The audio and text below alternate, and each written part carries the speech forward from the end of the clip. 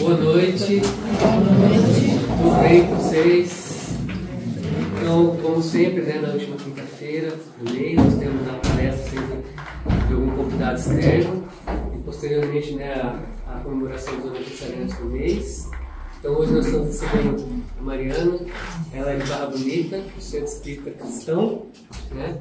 A Mariana é egressa aqui do Catu, também do curso de Tecnia, que eu também tenho formação. Ela é trabalhadora espírita, também pode falar nas redes sociais, seus trabalhos, né? Tem nas redes sociais também, Facebook, Instagram, né? Então a gente agradece muito a sua disposição de estar aqui, né? Para compartilhar o seu conhecimento, a sua energia aqui conosco. Agradecer em nome da casa, né? Eu agradeço e que todos tenham uma ótima palestra. Obrigada. Boa noite a todos. Boa noite. Bom, é uma alegria estar aqui, é um prazer imenso. E hoje eu quero falar sobre a beleza. Num mundo em que a gente tem tanta comparação e a beleza, as pessoas dizem que é relativa, né? Quantas vezes a pessoa fala, mas a beleza é relativa. Mas o que é beleza, afinal? Quando a gente faz algo com amor, com carinho, nós transmitimos a nossa beleza. O belo não é nada mais, nada menos, como os antigos gregos diziam, é tudo aquilo que é simétrico, é harmônico, é tudo aquilo que a gente chega para nós e faz assim, ó. Alguém já chegou num quadro, numa paisagem e ficou contemplando? Alguém, aquela sensação de falar, ó. Alguém já passou por isso? Sim. É o que a beleza, ela é divina. Tanto que, se eu trouxer a literatura espírita, como é que os espíritos luminosos aparecem pra gente? Tudo bonito.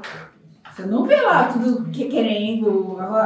Como é que é quando eles aparecem tudo meio assim? Ai, tá tudo problema. Porque os espíritos superiores, eles trabalham a beleza. Então, qual é a nossa beleza? Essa é a nossa questão, tá bom? Então, quando a gente fala da beleza que vem da alma, e aqui eu trouxe algumas imagens, mas alguém conhece essa imagem, esse lugar? O Jardim Botânico? Pode. Aqui acho que fica até melhor para ver. Eu foquei nas flores, né? Porque não tem nada mais lindo que a natureza é a flor, né? A flor é a assinatura de Deus, né? Mas se eu pegar esse monumento, né? O Jardim Botânico de Curitiba, não sei se alguém já teve a oportunidade de estar lá, mas para quem viu em foto, olha só como é que é linda a estrutura. Maravilhoso. Maravilhoso, né? Então, assim, o que é a beleza? Então, é algo que faz com que você pare no lugar e contemple. Pode deixar desligado, que eu trouxe aqui uma outra imagem. Esse eu até gosto de brincar de rede social, né? Que o pessoal da moda faz, assim, se Deus combina, se Deus criou é porque combina, né? Olha só os tons, olha os tons terrosos com azul, aqui é o Gran Canyon. Mas aqui, em Botucatu, nós temos também paisagens muito bonitas. Né? Eu já fui lá tomar café lá no Gigante Deitado, né? Tem aqui em Pardinho, nós temos paisagens lindas, maravilhosas. Nós temos aqui o Parque Lajeado, que também é um lugar muito bonito, construções antigas, o próprio centro da cidade, que tem aqueles casarões, né? Uma estrutura que você chega e fala assim, com tanto detalhe, que conta uma história. Então nós vemos a beleza em todos os lugares, né? Aqui também só para a gente ter uma ideia, né? Olha só que azul bonito, né? Então são parques estaduais que a gente senta e traz esse conceito de beleza. Porém, aí sempre tem um porém na vida, né? Vivemos em tempo em que a aparência vale mais que a essência. A beleza é aquilo que transcende da alma. Senão, é padrão de beleza. É superficial. E, infelizmente, Por conta das redes sociais, parece que isso se potencializa. Não é que nunca existiu, sempre existiu. A comparação de um ser mais bonito que o outro sempre existiu, de um ter mais que o outro sempre existiu, desde quando o mundo é mundo. Porque nós somos seres humaninhos. Estamos na escala da evolução. E nós sabemos os meios que nós vivemos. Então, desde quando ser humaninho é ser humaninho, que falou assim, olha, eu sou um indivíduo, mas eu sendo indivíduo já começo a olhar para os lados e eu começo a fazer as comparações, que é o que nos transforma em individualidades. Por isso que nós nos comparamos. Tá? Tem um porquê. Tá? E uma coisa é quando a gente olha para o outro e admira, fala, olha que legal aquele trabalho, muito bem, a postura. Outra coisa é quando a gente inveja. Aí é outra conversa. Eu não quero ter o que o outro tem, ou então eu não quero que o outro seja feliz com o que tem. Isso aí é uma outra conversa. É uma coisa, outra coisa. Mas nas redes sociais nós temos esse comportamento potencializado. Porque a impressão que dá nas redes sociais, que a gente vê, é que nós temos que ter aquela juventude eterna. Parece que nós não aceitamos o envelhecimento. E antigamente, o que é? Envelhecer era um estado de sabedoria. Antigamente era. Era uma honra. Aliás, o respeito aos mais velhos é uma honra, né? Parece que está se perdendo, porque a cultura da juventude é tão potencializada, parece que a gente não pode envelhecer. E é algo tão natural. É algo tão natural. Nós queremos estar sempre bonito. Né? Não tem problema nenhum. Mas envelhecer faz parte do processo. E nós vivemos em caminhos extremos, né? Onde parece que a vida também é uma festa, a vida é uma eterna viagem. É ou não é? Não é essa sensação? Aí parece que está todo mundo se divertindo, menos eu que vivo na vida real. Mas deixa eu contar um segredo. Todo mundo vive a vida real. As redes sociais não passam apenas de um mito da caverna de Platão, que são sombras projetadas que a gente projeta aquilo que o outro quer ver. Ou alguém bate foto, a hora que acaba de acordar, remelento, com cabelo tudo assim, posta na rede social. Alguém faz isso? Não. Até mesmo o influencer que faz isso, você pode ter certeza que passou uma base antes. Tenho certeza absoluta. Né? Então, por isso que nós temos essa potência. Então, e a maior dificuldade que nós temos como seres humanos é entender o que é o equilíbrio. Então, para trazer esse equilíbrio, eu vou trazer duas histórias aqui para a gente poder fazer um comparativo de dois extremos. Tá? Primeiro, eu trouxe essas duas histórias. Alguém já ouviu falar desses dois autores? Primeiro, aqui dentro da visão espírita sobre a beleza, né? Que é a vaidade, a beleza versus a vaidade. Então, a beleza como prova que pode levar à vaidade e a ausência da beleza como prova de resignação. Então, eu coloquei dois extremos. E que personagens eu coloquei aqui? Esse primeiro livro aqui de Oscar Wilde, O Retrato de Dorian Gray, alguém já leu esse livro? Já. Ele é bom, né? Gente, para quem não leu, ele tem na Netflix. Dica de assistir à noite, tá? Vai assistir o filme, vai sabadão, tá friozinho, tá chovendo, vai assistir. Tem na Netflix ele na versão filme. É muito bom, tá? E por que eu tô trazendo personagens? Porque a história desses personagens, e aí a pessoa, um professor meu filho falou assim, Mariana, mas você está trabalhando com dois personagens que não são espíritas. Tudo bem. Só que a gente não pode esquecer que os escritores também têm as suas inspirações e dentro das suas obras eles procuram trazer alguma lição que a gente aprende. Então o objetivo é esse, né? E quando eu trago personagens mais comuns, eu falo que estão no imaginário, é muito mais fácil da gente compreender. É como se eu estivesse trabalhando uma fábula de Jesus, tá? E o outro é o Corcunda, né? O Corcunda de Notre Dame, né?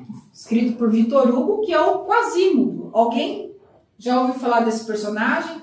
Assistiram, né, o filme da Disney quando eram crianças, né? E eu assisti. Só que o filme da Disney é bem diferente do livro. Tá? Então, primeiro eu vou contar a história do Dorian Gray, tá? Só pra gente poder ter uma ideia. Então, que a vaidade, né, a beleza, como prova que leva à vaidade. Então, como é que é a história desse personagem?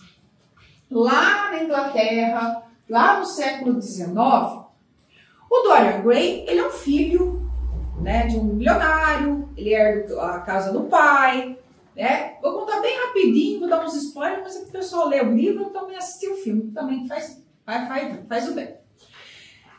Ele herda e ele era um homem muito bonito, no seu auge, né, com seus 30 anos, estava lá no seu auge, né, da beleza. E quando ele chega, o que aparece? Um monte de gente também bajulando.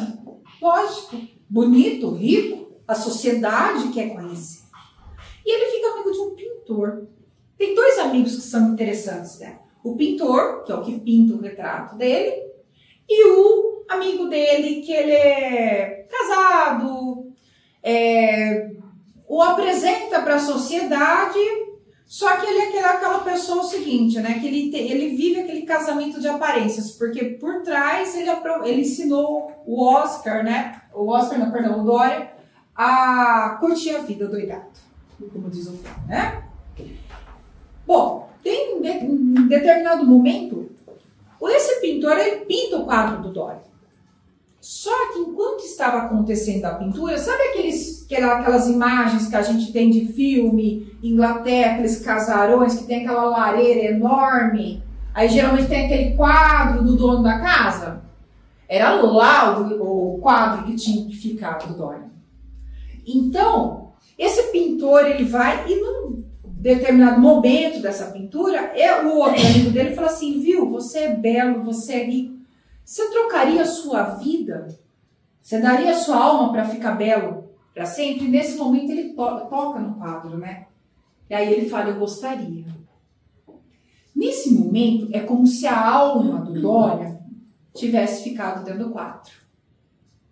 E tudo que ele fizesse, quem sofreria era a alma que estava presa nesse quadro.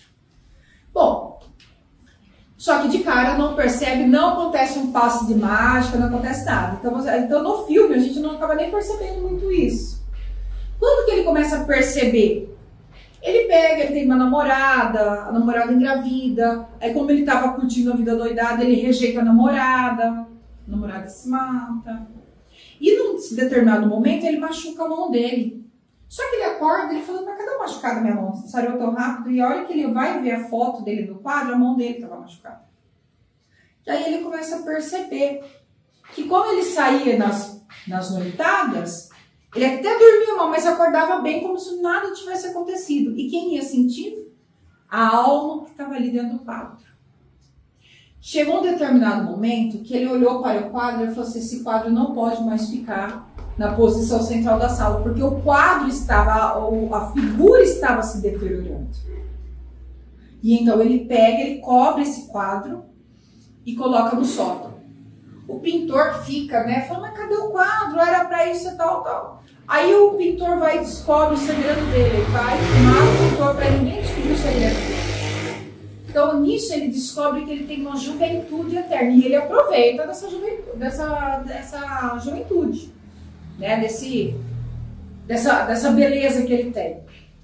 A tal ponto dele ficar 20 anos, e chega um momento que ele enjoa ali da cidade, vai ficar 20 anos fora, e quando ele volta para a cidade, toda aquela sociedade que o conheceu tinha envelhecido. E quando ele retorna, ele estava belo. Aí o pessoal começou a falar, epa, tem coisa errada aí. Bom, no final das contas, aquele amigo que levou ele para as baladas da vida, descobre o segredo dele e consegue destruir, né? Ele dá uma facada no quadro e ele morre. A alma morre, e aí no final o quadro fica novo de novo e a pintura dele, que estava completamente deteriorada, cadavérica, ele acaba se transformando no próprio rapaz. O que esse livro quer trazer? O que esse personagem traz? Algo que Jesus já falou também para os fariseus, que vocês não passam de sepulcro caiado, né? Vocês belo por fora, mas por dentro podre. E é o velho ditado. Por fora bela viola, por dentro aparência.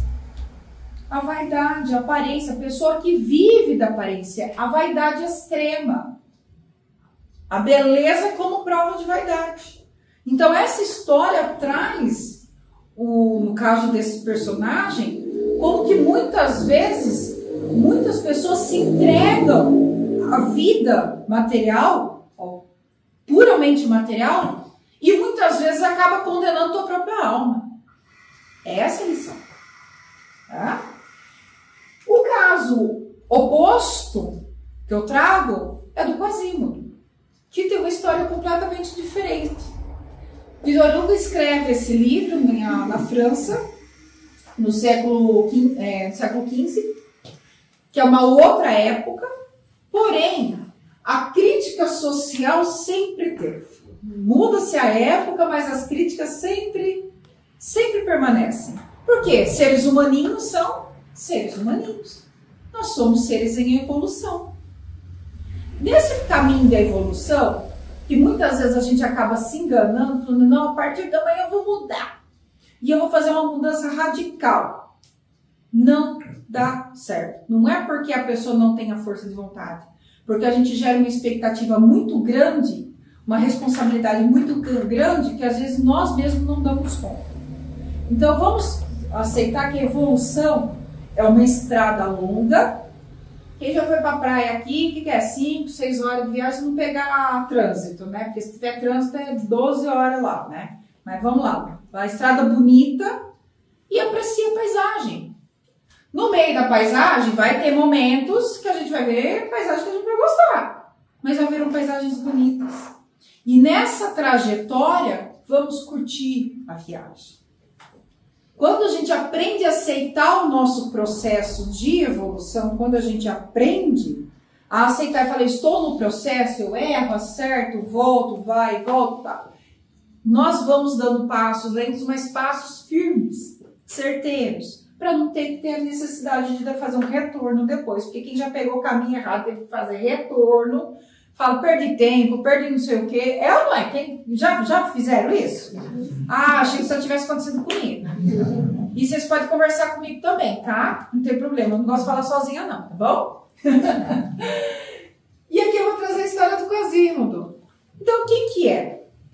É uma criança que nasce completamente defeituosa e ele é abandonado praticamente da porta de Notre Dame. Quem acolhe essa criança é o Frollo, que é o arquidiácono, o chefão, vamos dizer assim, de Notre Dame. Ele acolhe, só que ele não acolhe como um pai, com amor, ele acolhe. Ele foi abandonado ali, ele vai lá, cuida, ele cresce. Quem lembra do filme da Disney? Né? Quem assistiu o filme da Disney aqui do Quasimodo aqui? Ah, tá. Pode assistir, é bonitinho. Só que tem coisa lá que não condiz com o livro. Aí numa festa muito bonita, né, que teve lá na França, o Quasimodo já moço, né, ele vê aquela festa, aquela festança e tal, e ele se empolga, né, e vai parar lá no meio da multidão. Quando todo mundo vê e se assusta, porque ele era o sineiro de Notre Dame, só sem esquecer desse detalhe. Todo mundo ouviu o sineiro, mas não sabia quem era. Quando todo mundo vê, o Frollo, para puni-lo, ele vai pegar um chicote, vai pegar um açoite e vai querer puni-lo na frente do mundo. E quem aparece para protegê-lo é uma cigana chamada Esmeralda, uma mulher muito bonita.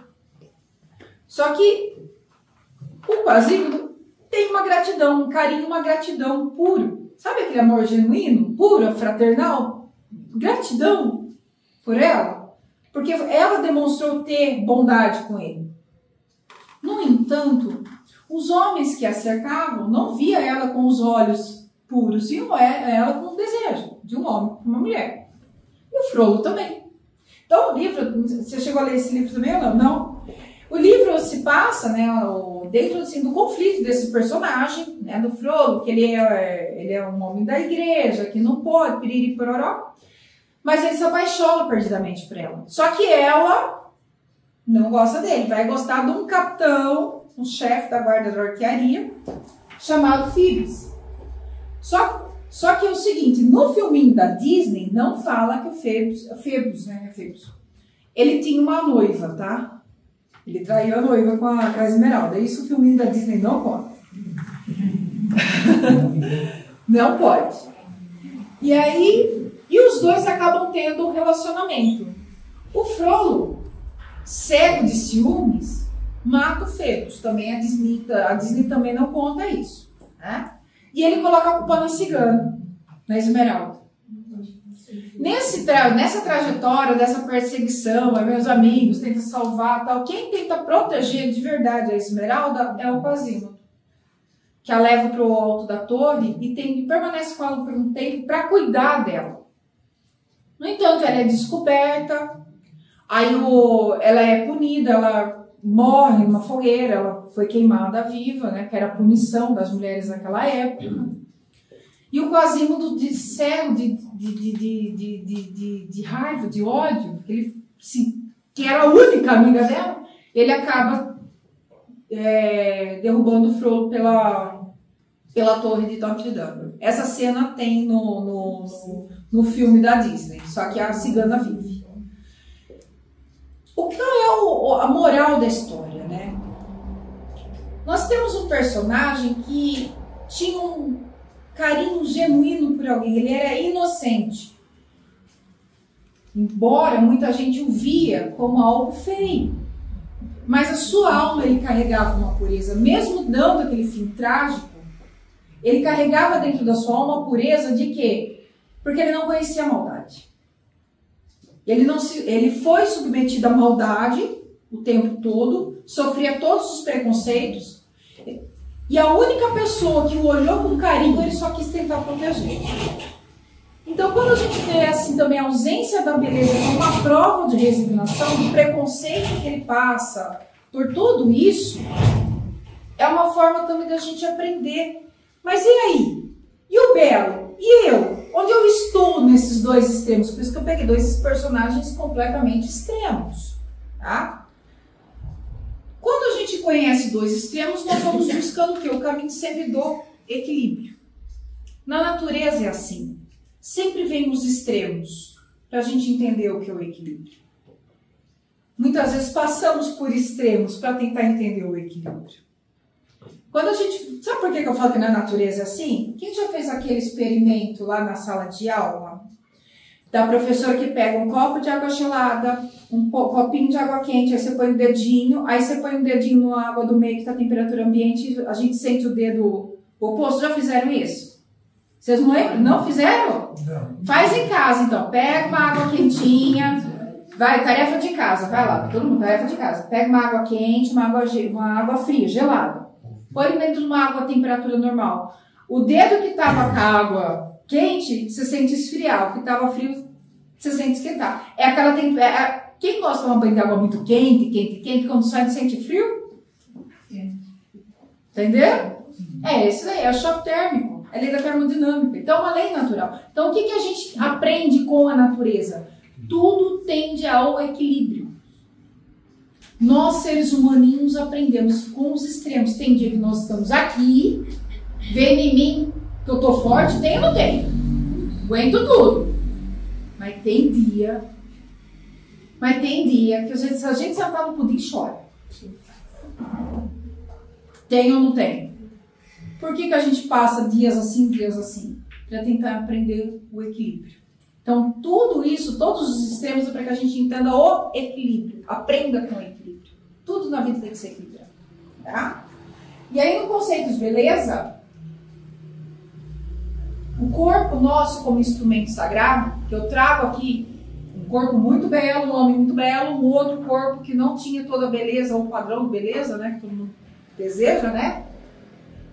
Eu trouxe uma frase aqui de Paulo, aos Coríntios, que ele fala assim: acaso não sabem que o corpo de vocês é o santuário do Espírito Santo, que habita em vocês, e que lhes foi dado por Deus e que vocês não são de vocês mesmos?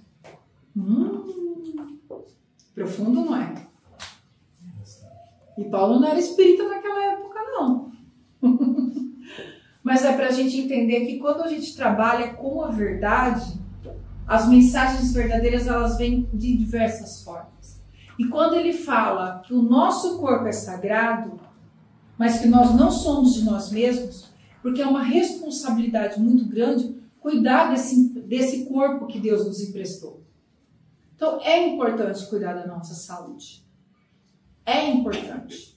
É importante a gente se preocupar e não prejudicar o nosso corpo, porque é através dele, que é a morada do nosso espírito, que nós vamos atuar aqui na Terra para a gente poder superar várias provas aí que nós temos pela frente. Nós podemos amar, mas não é só prova. Podemos amar, nós podemos tocar as pessoas que nós amamos.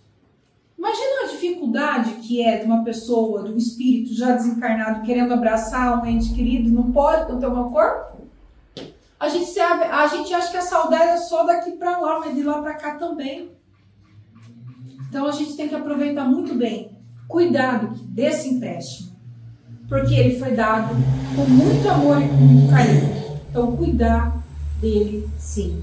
Então cuidar do corpo é gratidão. Cultuá-lo, que é o lá que a gente viu lá atrás, aí é ilusão. Entendeu? Olha só que bonito. E a beleza da alma? Olha aqui, ó. Alguém duvida da beleza dessa alma aqui? O Chico? Olha o que a irmã me fala.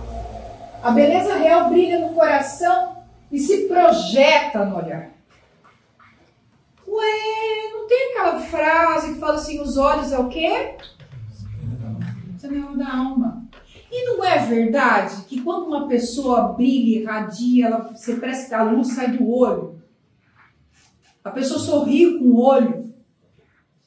Tem gente que chega no ambiente com uma presença mais iluminada. Aí você olha nos olhos dela, os olhos dela radiam.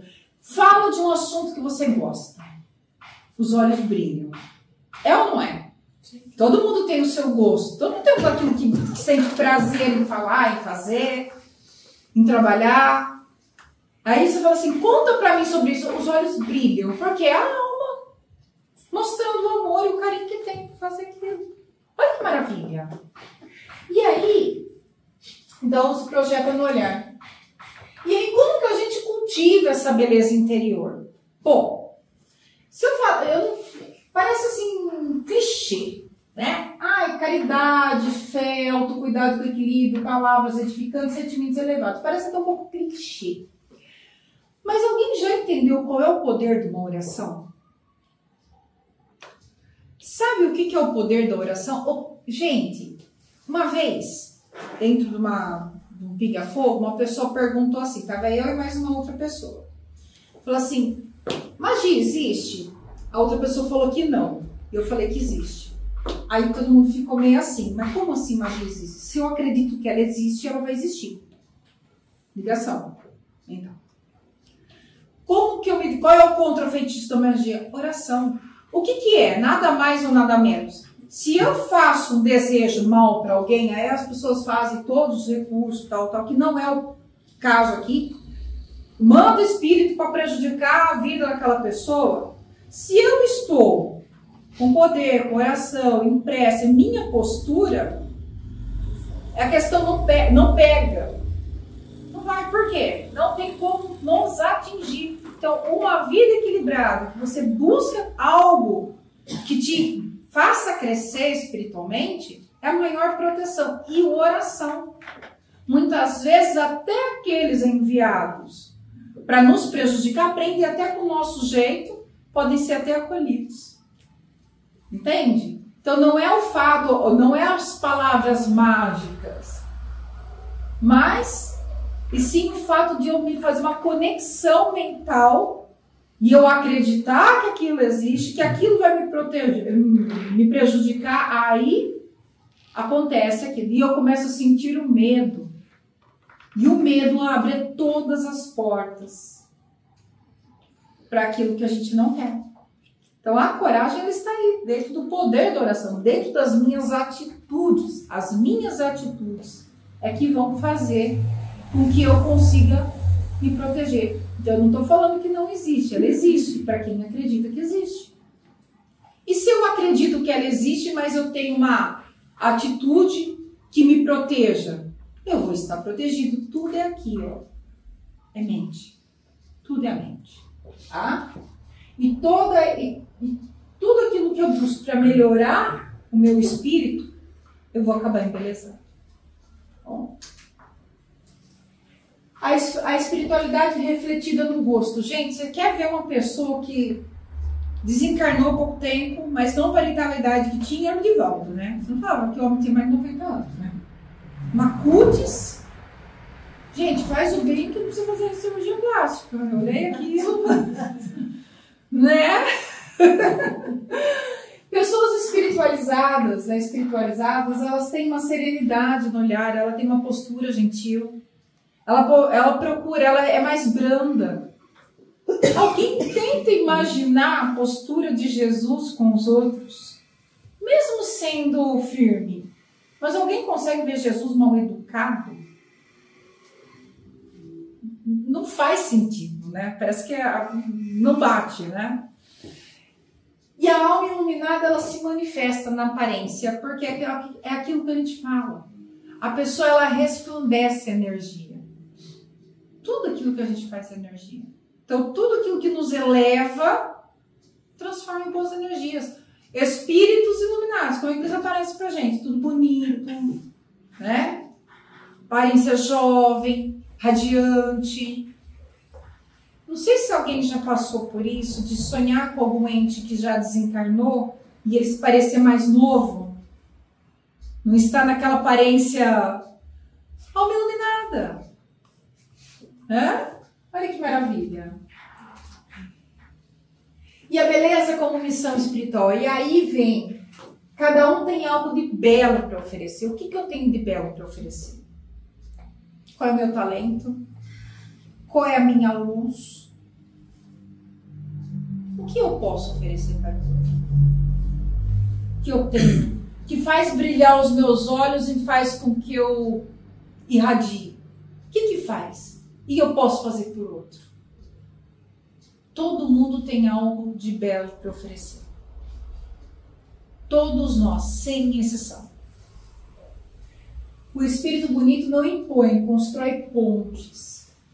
Ele não faz separação, ele procura. É a situação de Jesus quando ele... essa é uma história póstuma. Apócrifa que fala. Quando eles estavam passando pela estrada, já escutaram essa historinha? Tinha um cachorro morto, um animal morto. Aí todo mundo, ai, que fedor, que não sei o que. Ele, que belos dentes tem esse animal, que tinha esse animal. É tentar enxergar algo bom, mesmo naquela situação difícil, mesmo nas pessoas difíceis. Beleza espiritual atrai e transforma. E fato. Alguém consegue ficar do lado de uma pessoa carrancuda? Reclamona? De abaixo assim? Já alguém consegue? Fica 2 minutos para escutar. Aí quando a gente... Gente, eu vou contar uma historinha que aconteceu aqui em Botucatu. Morava numa kitnet ali no final da Casa do Amazônia. Já não tem mais essa kitnet, eu morava. E tinha um rapaz que também fazia faculdade e tudo. Eu cheguei pra ele e falei assim, tava limpando a casa, balde, torcendo. Aí eu cheguei e falei assim, oi fulano, e aí, tudo bem? E eu torcendo pano. Não tá bem, porque não sei o que. Gente, juro, o pano secou na minha mão. Nunca mais eu perguntei se o cara tava bem. Não fui cristã. Gente, é sério, o pano secou na minha mão. O cara não parava de falar. Porque tava tudo mal, porque tava tudo caro, porque tava não sei o que, o problema não sei aonde. Porque eu falei assim, gente do céu, isso não tem nada de bom pra falar. Fulano, beleza. É assim. Ou todo mundo gosta, gente, assim. Gente, se alguém gosta, por favor, me ensina. Não, né? E eu fico, gente, é sério. Tudo bem, tem dia que nós não estamos bem, procuramos alguém para desabafar, conversar, isso é uma conversa, isso é uma coisa. Mas há aqueles que têm o vício da reclamação. Esse vício, nossa, como é triste. E vício é difícil sair, porque parece que quando o vício é da alma, parece que a alma sente essa necessidade de fazer a mesma coisa. E uma reflexão final, só para finalizar, tá? A lição de hoje, Emmanuel traz a seguinte frase. A beleza que vale a pena é aquela que permanece mesmo depois que os olhos se fecham. Então todos nós temos uma beleza e depois que os nossos olhos se fecham, o que é de bom, que luminoso que nós vamos deixar? Então essa é a verdadeira beleza da alma. O resto é só padrão de beleza. Então que a gente busque essa beleza interna, que a gente busque do fundo do coração ver, enxergar dentro de nós aquilo que nós temos de bom, que nós temos qualidades. Nós não somos só defeitos. Nós somos pessoas em aprendizado. E se todos nós estamos já aqui buscando aprendizado, é porque nós queremos melhorar. Isso é algo muito bom, mais positivo do que se imagina. Então isso é uma motivação para que a gente busque mais do que eu tenho de melhor e que eu possa oferecer para o outro. Porque belos todos nós somos. Olhem para a casa de vocês, olhem no espelho e falem, eu sou bonito sim, de corpo e de alma. Não há nada mais saudável para que a gente acorde e ofereça o que a gente tem de belo. Que a paz do Mestre Jesus esteja com todos nós, que assim seja.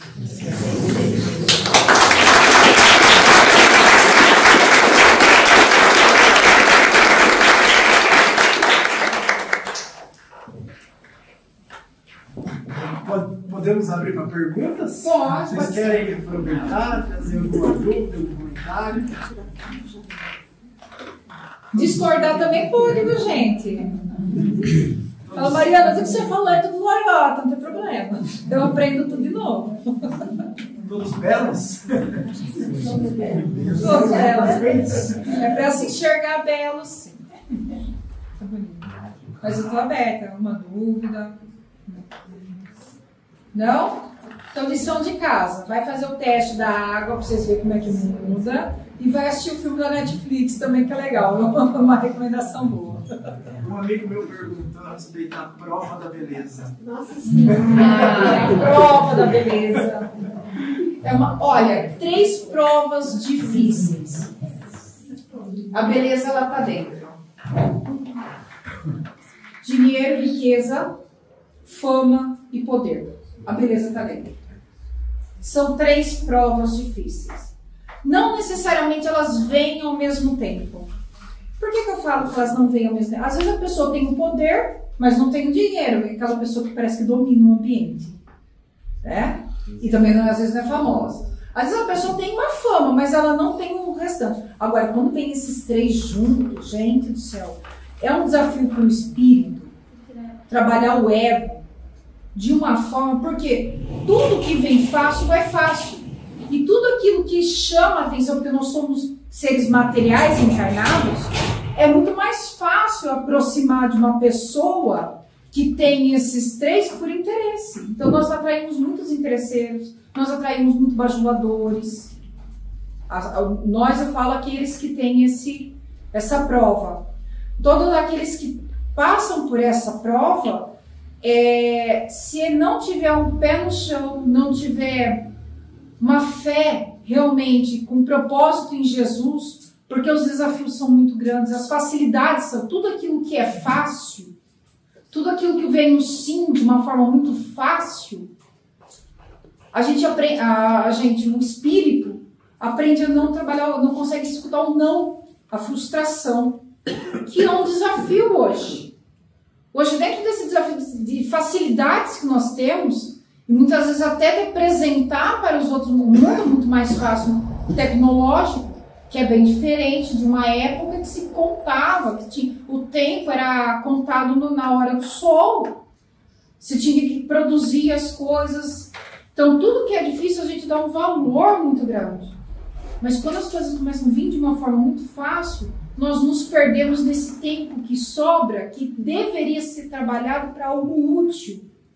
Mas muitas vezes tempo de sobra a gente acaba desperdiçando para algo que não nos traz utilidade ao espírito.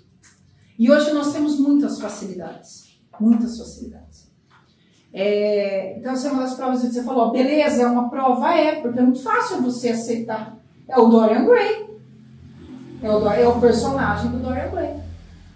Da mesma forma que o contrário, que é a resignação, que é o caso do Quasimodo, por isso que eu trouxe esses dois personagens. Também é uma outra prova. Muito difícil. Sofrer também preconceitos, etc. E a pessoa, você tem que provar quem você é e a pessoa não te julgar pela aparência. Porque nós somos seres que julgam pela aparência. Somos seres visuais. Nós aprendemos com a visão. Nós somos seres visuais, somos caçadores, né? Olha os nossos olhos aqui, ó, de caçador. Nós não somos presa. Então, nós somos seres visuais. Essa é a nossa fisiologia. Então, tudo aquilo que a gente...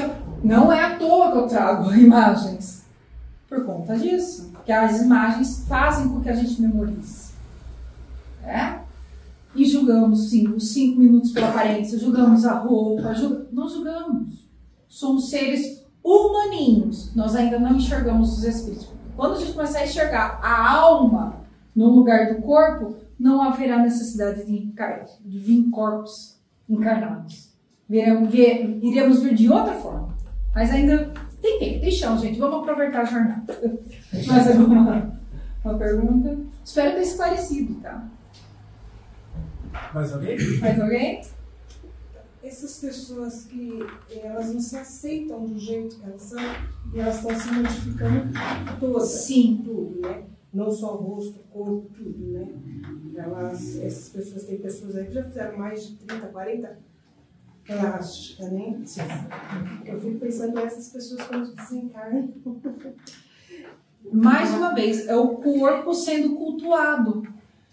O problema não é assim, eu tô meio ruinzinho, vou passar um creminho, não é isso, gente. Pode passar um batom, tá, gente? Não tem... Tá falando de uma pessoa que gosta de batom, gente. Eu gosto, gosto, gente. Normal, isso não é vaidade, tá? É autocuidado, é amor, tá? Mas a pessoa, quando ela se modifica demais, ela tem uma visão distorcida dela mesma.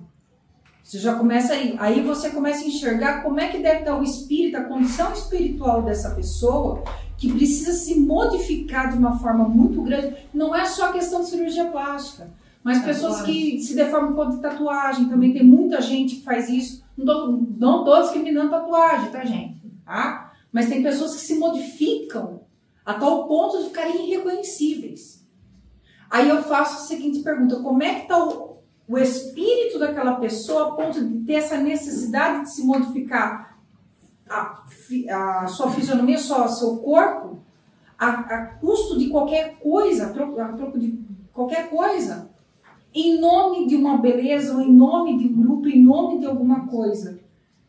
Entende? Eu entendo essa sua preocupação. E nós vemos cada vez mais exageros, né? Exageros. E hoje, o luxo é quando a gente aceita... Eu falo que tem duas coisas que são luxo hoje. É você ter equilíbrio emocional, isso é um luxo, porque hoje nós somos cobrados de diversas formas.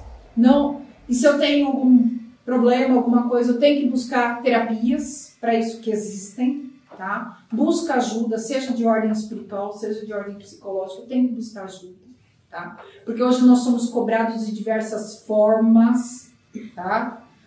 E outro luxo que não tem logo é uma coisa chamada tempo. Engraçado, todo mundo tem. É o mesmo para todo mundo. Só que o que eu faço com o meu tempo é pessoal. E para uns parece que o tempo sobra e para outros o tempo falta, né? Entende? Mas o tempo é algo de luxo. A pessoa fala assim, alguém tem tempo para si? Deixa eu só fazer um exercício aí. Alguém consegue tirar 1 hora por semana? 1 hora por semana e fala assim, eu vou me preocupar comigo. Consegue? Não vou pensar no marido, no filho, no cachorro, no papagaio, não vou pensar em ninguém. eu vou ficar comigo. Alguém consegue fazer isso? Uma caminhada legal. Isso é ótimo. Ótimo. Porque esse momento para nós é sagrado. Porque é de 1 hora, depois aumenta para 2.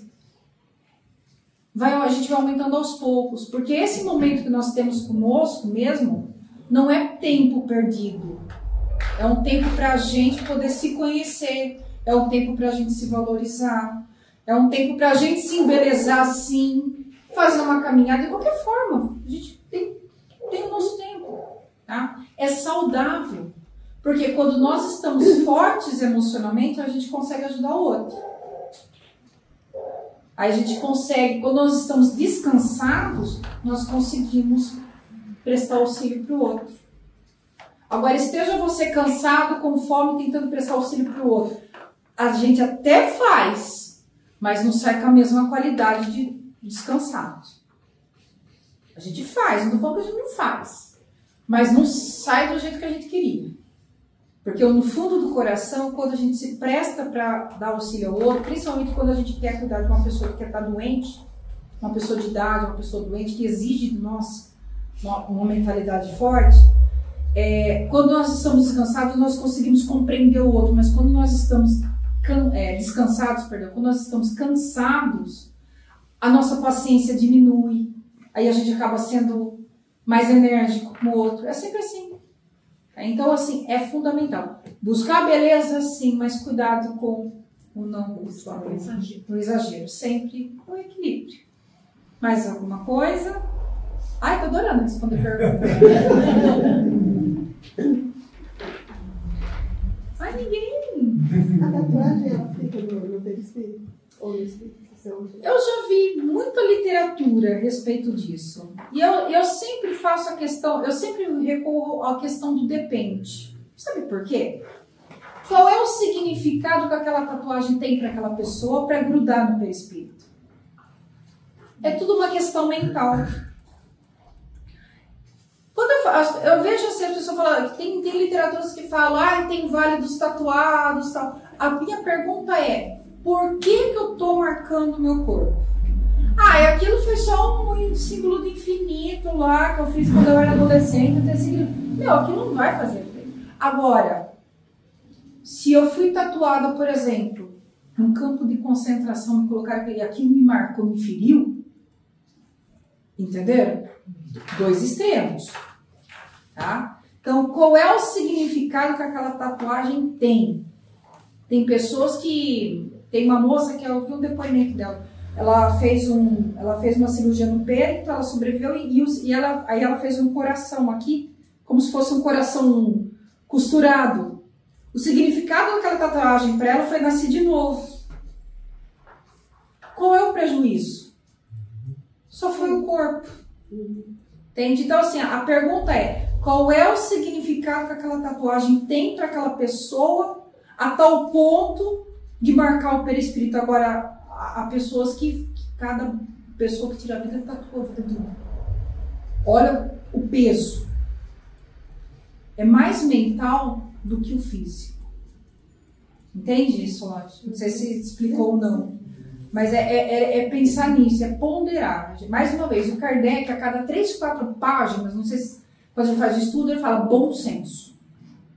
Ele sempre fala bom senso, a gente tem que buscar sempre o equilíbrio. Então, assim, imagina o significado de algo mais forte e o significado de algo assim, eu coloquei o nome do meu filho, foi o dia mais feliz da minha vida, eu coloquei o nome do meu filho. Gente, isso aí vai pesar? Faz sentido? Aí eu tenho que parar no Vale do Suicídio, do Vale dos Tatuados, porque eu pus o nome do meu filho, entende? Qual é o sentido? Não faz sentido, porque aquilo foi um momento feliz. Mas aquilo, qual é o significado? Aí com o tempo também a gente vê que aquela ali só ficou para a pele. Agora é diferente. Qual é o peso que aquela tatuagem tem no coração daquela pessoa? Qual foi a intensidade? O que marcou o espírito? Se marca o espírito, aí acaba acompanhando, porque aquilo mentalmente é como se aquilo me acompanhasse. É como uma ferida, ou como uma forma de desencarne. Que muitas vezes é de uma forma tão impactante que o espírito sente lá fora, sente, né? E existem aqueles que desencarnam, mas não sentem, independentemente do modo que foi acontecer o desencarne. Vai do espírito, é preparação espiritual. Mais uma vez, é tudo uma questão mental. Quando a gente compreender isso, a gente vê que algumas necessidades nossas vão até se diminuindo. Tá? Espero ter esclarecido. Bom? Mais alguma coisa? Mais uma pergunta? Ontem eu vi uma reportagem, eu até acabei tirando um print para mostrar para minha filha. Foi nos Estados Unidos, um cara para ganhar um concurso que estava tendo, eu não entendi direito qual era o concurso, né? Mas ele teria que gravar um vídeo que impactasse, né? E ele pegou o filhinho dele de 1 aninho e fez a tatuagem. E tem o vídeo, ele tatuando o bracinho do nenenzinho chorando, né? Só que ele não imaginou que as autoridades iam ver o vídeo, né? Uhum.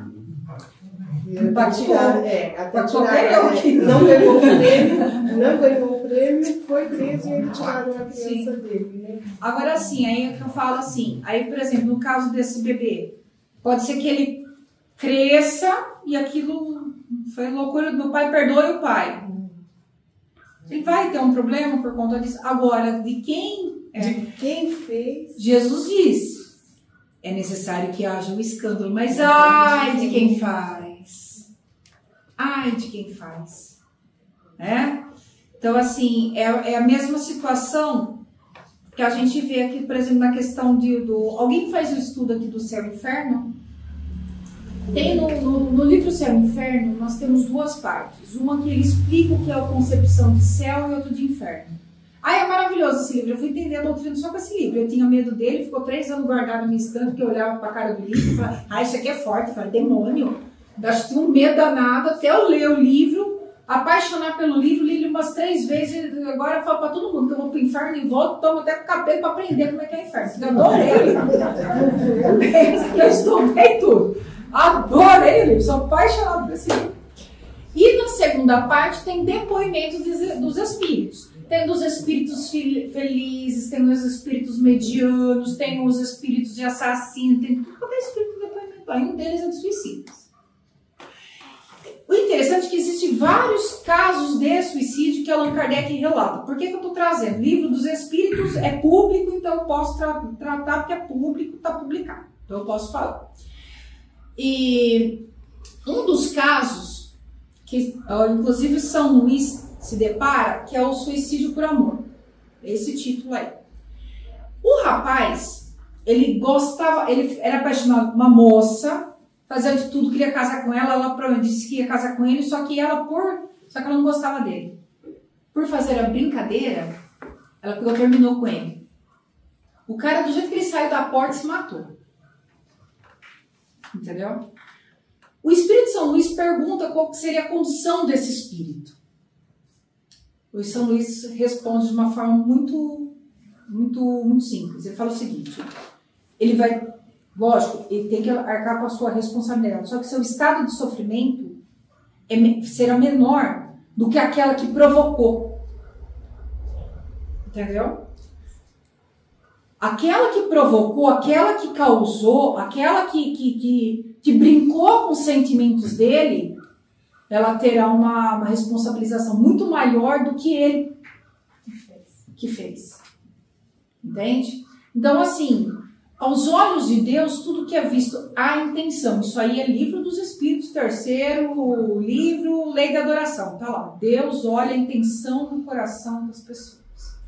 Então imagina a questão desse bebê, imagina a questão desse pai.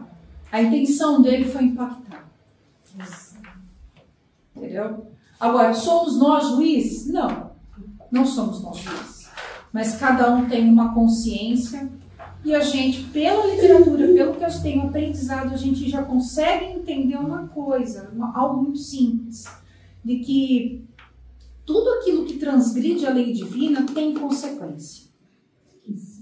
E aí que a gente aprende a orar por aqueles que precisam de oração, aqueles que infringem essas leis, porque eles vão precisar de muita oração. E todos os espíritos, eu acho maravilhoso, todos os espíritos, até os assassinos rebeldes, espíritos endurecidos, dentro do depoimento, todos eles agradecem a Allan Kardec pelas orações. Porque para alguns deles foram momentos de bálsamo dentro da tormenta da alma. Alguns deles relatam as orações. Todos eles agradecem. Todos eles, se você ler o livro inteirinho, todos eles falam, agradeço as orações. Todos eles têm. Até os endurecidos, até aqueles que não se convencem de Deus. Mas eles agradecem. Tá? Então, assim, a gente fala do poder da oração, mas a gente não tem ideia do quanto que ela é forte. Do quanto que ela é, de forma sincera, o quanto que ela é forte. Bem? Tudo certo? Tudo certo? Tudo certo. Bom, então nós agradecemos mais uma vez, Mariana, pela palestra, pelos ensinamentos. Muito obrigado. Obrigada a você.